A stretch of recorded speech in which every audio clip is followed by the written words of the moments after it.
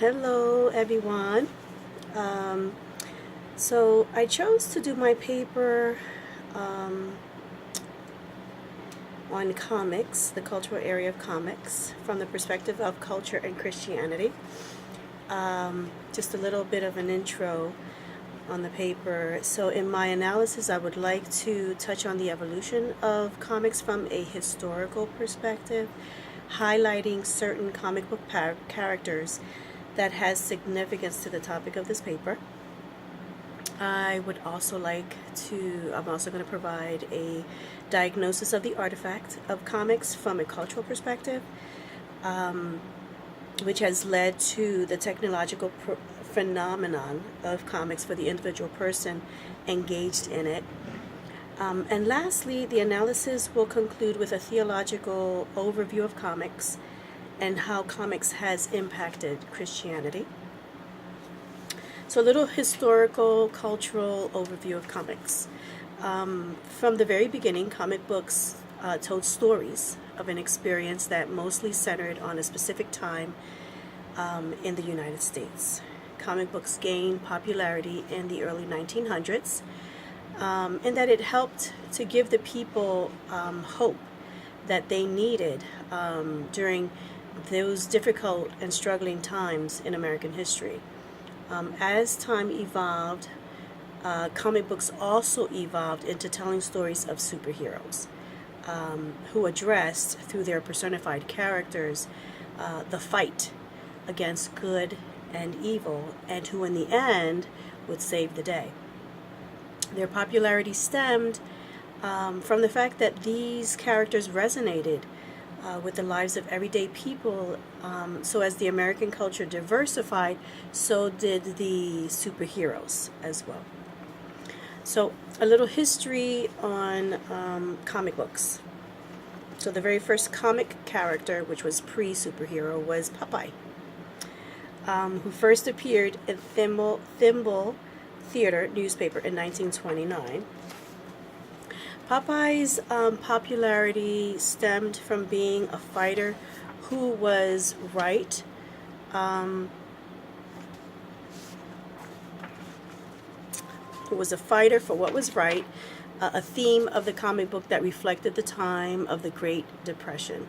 When Popeye ate spinach, then would instantly gain strength with the bulging of his muscles, reflected the metaphoric idea that no matter how hard things got, people needed to continue to fight and be encouraged to live every day.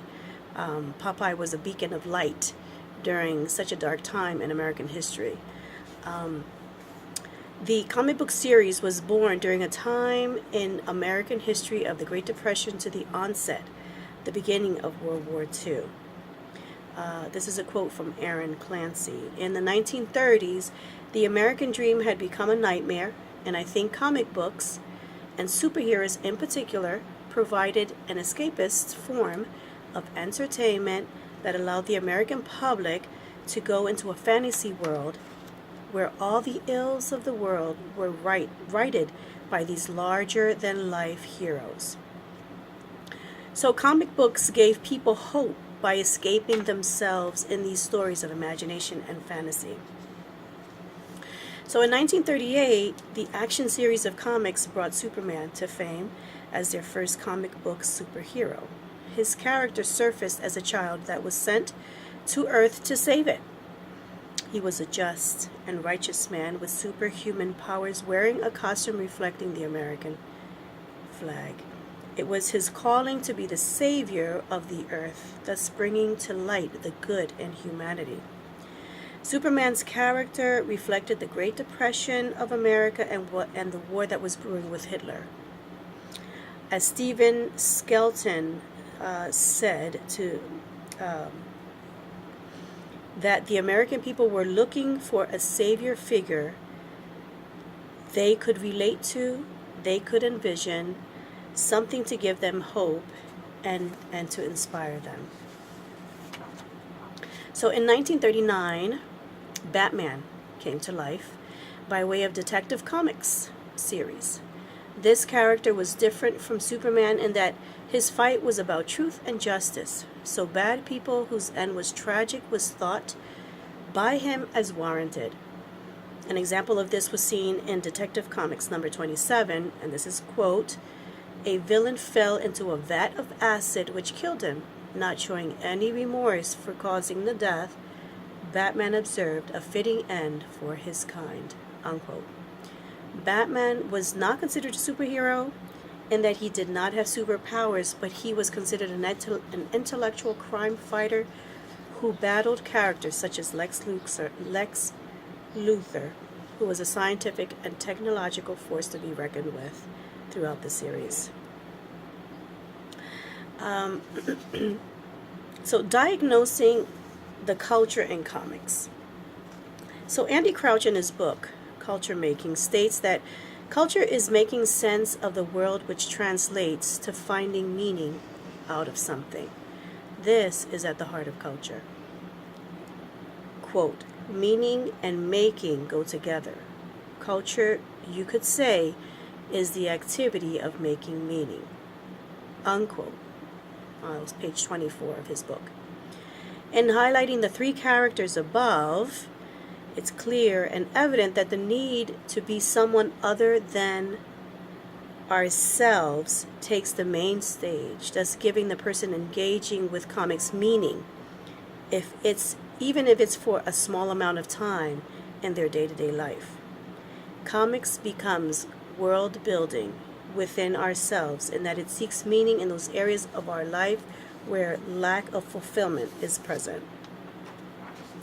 Using Crouch's model of diagnosing culture, I would like to apply this artifact of comics, focusing on the perspective of culture making as finding meaning. So the first question is, what does comics assume about the way the world is? Comics assume an American culture of people that have the tendency to escape from reality by engaging imaginatively with superheroes created via books and movies. It assumes that people can relate to the characters, whether for good or for bad. It assumes that both children and adults are mesmerized and fascinated with superheroes to the point that it has become a part of their individual dynamic and culture. So the second question is, what does comics assume about the way the world should be? Comics assume that the people in this world should look up and imagine themselves to be superheroes, character figures representing the better side of who they are, or for some people to be villains, characters representing evil and wickedness. Superheroes and villains then becomes a pretense for leading the people to either doing good in this world or a pretense for bad, guiding people to doing evil. The third question, what does comics make possible?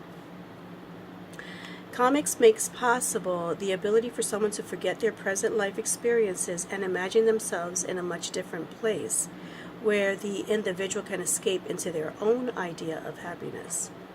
Superheroes can make possible the ability of a person to perform acts of goodness, and villains can lead people to dangerous lives of wickedness and evil. The fourth and the last question is, what does comics make impossible, or at least very difficult? Comics make impossible the fact that it's an illusion that lasts but for just a moment. People who engage with comics may deceive themselves, thus making it difficult to separate reality from fantasy. It makes impossible to strive towards superpowers on the natural. The theological overview of comics. Comics have shaped the very fabric of our American culture in that it touches the hearts of people. In creating humanity, God willed for us to live with purpose. It's innate within us. In a subconscious way, we want to live with purpose, and when we fall short, we compensate, and comics is that area of compensation that gives credence to purpose that people long for in their lives.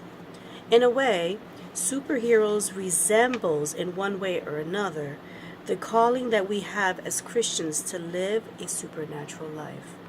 Superheroes fight for justice and truth on the natural, and Christians fight for justice and truth in the spirit.